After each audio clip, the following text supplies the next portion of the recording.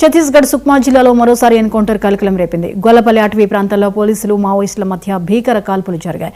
ఈ ఎదురు కాల్పుల్లో 3 మావోయిస్టులు మృతి చెందారు.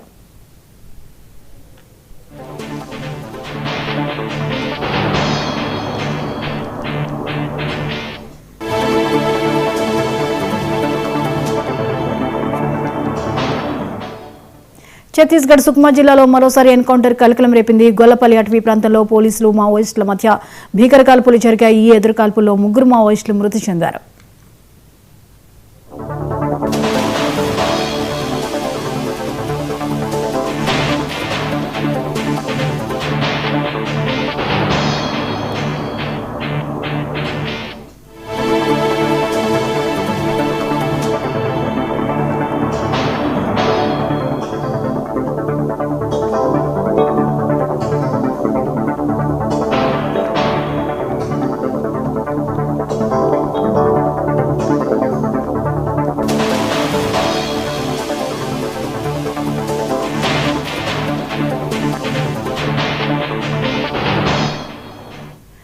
ఛత్తీస్గఢ్ సుక్మా జిల్లాలో మరోసారి ఎన్కౌంటర్ కలకలం రేపింది. గొల్లపల్లి అటవీ ప్రాంతంలో పోలీసులు మావోయిస్టుల మధ్య భీకర కాల్పులు జరిగాయి. ఈ ఎదురు కాల్పుల్లో 3 మావోయిస్టులు మృతి చెందారు. ఈ అంశంపై మరిన్ని అప్డేట్స్ ని రీజనల్ కోఆర్డినేటర్ రవి అందిస్తారు. రవి, చెప్పండి, సుక్మా జిల్లాలో జరిగినటువంటి ఎన్కౌంటర్లో 3 మావోయిస్టులు మృతి చెందినట్లుగా తెలుస్తోంది, వివరాలేంటి?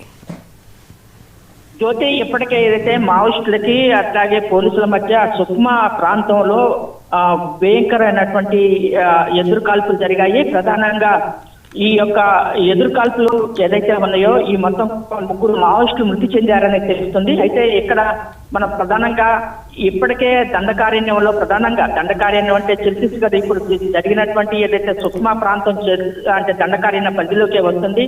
దండకారణ్యంలో ఇప్పటికే పోలీసు బలగాలు పెద్ద ఎత్తున కూంబింగ్ జరుపుతున్నాయి.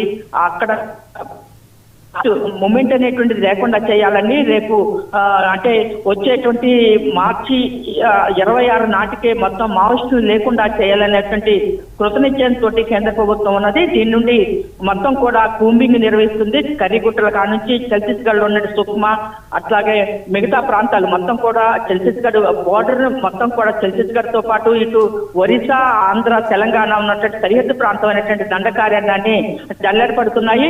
అందులో భాగంగా ఏదైతే సుక్మా జిల్లాలో అంటే ఛత్తీస్గఢ్ లో ఉన్నటువంటి సుక్మా ప్రాంతంలోని గొల్లపల్లి అటవీ ప్రాంతంలో పోలీసులకి అట్లాగే మావోయిస్టుల మధ్య ఎదురు కాల్పులు జరిగాయి.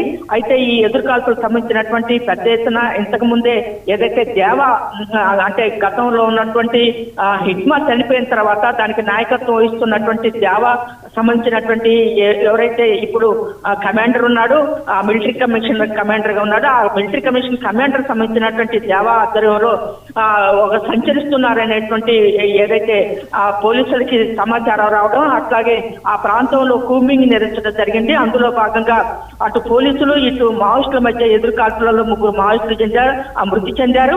దాంతో పాటుగా పోలీసులకి కొన్ని గాయాలు కూడా అయినాయి. ఏదైనప్పటికీ కూడా ఇంకా కూంబింగ్ జరుగుతుంది.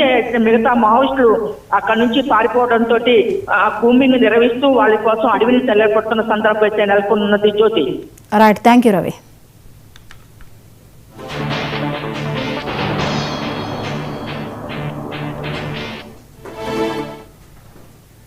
ఫోక్సో చట్టంపై విద్యార్థుల్లో అవగాహన అవసరమని ఏపీ మహిళా